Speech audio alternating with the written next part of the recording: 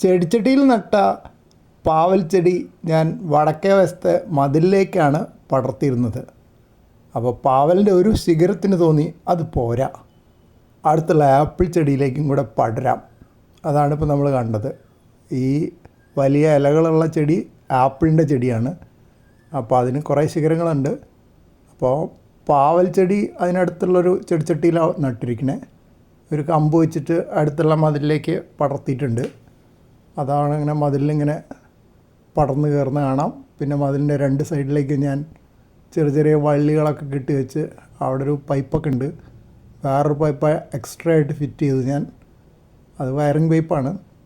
അപ്പോൾ അതിലൊക്കെ പടർന്നുകൊണ്ടിരിക്കുകയാണ്. അപ്പോൾ അത് കൂടാതെയാണ് നേരത്തെ കണ്ട പാവലിൻ്റെ ഒരു ശിഖരത്തിൻ്റെ എക്സ്ട്രാ പടരൽ. അത് ഞാൻ പടർത്തിയതല്ല, അതങ്ങനെയാണല്ലോ ചെടികൾ. പടരുന്ന ചെടികളൊക്കെ അടുത്ത് പടരാൻ പറ്റുന്ന വല്ല വസ്തുക്കളുണ്ടെങ്കിൽ അതിലേക്കൊക്കെ കയറി പടരും. പിന്നെ വീട്ടിൽ നമ്മൾ വളർത്തുന്നതാകുമ്പോൾ നമ്മൾ സാധാരണ അത് മാറ്റി കൊടുക്കുക ചെയ്യുക. ഒരു സൈഡിലേക്ക് പടരുമ്പോൾ ചിലപ്പോൾ അത് നമുക്ക് ഇഷ്ടപ്പെട്ടില്ലെങ്കിൽ നമ്മൾ വേറെ സൈഡിലേക്ക് പടർത്തും. ഇവിടെ ഇപ്പം ഞാൻ മാറ്റി പടർത്താൻ നിന്നിട്ടില്ല. കാരണം ഇപ്പോൾ ഈ ആപ്പിൾ ചെടി ഏത് കാലത്ത് കായ്ക്കോ ഇല്ലേ എന്നുള്ളത് തന്നെ അറിയില്ല. അപ്പോൾ പിന്നെ ഞാൻ വിചാരിച്ചു എന്തെങ്കിലും ഒരു ഉപകാരം ആയിക്കോട്ടെ. പാവലിന് പടരാനാണെങ്കിൽ ആ വകയിൽ കുറച്ച് പാവയ്ക്ക് ഉണ്ടാവുകയാണെങ്കിൽ അതെങ്കിലും ഒരു ഗുണമാവട്ടെ എന്നാണ് ഇപ്പോൾ ഞാൻ വിചാരിച്ചത്.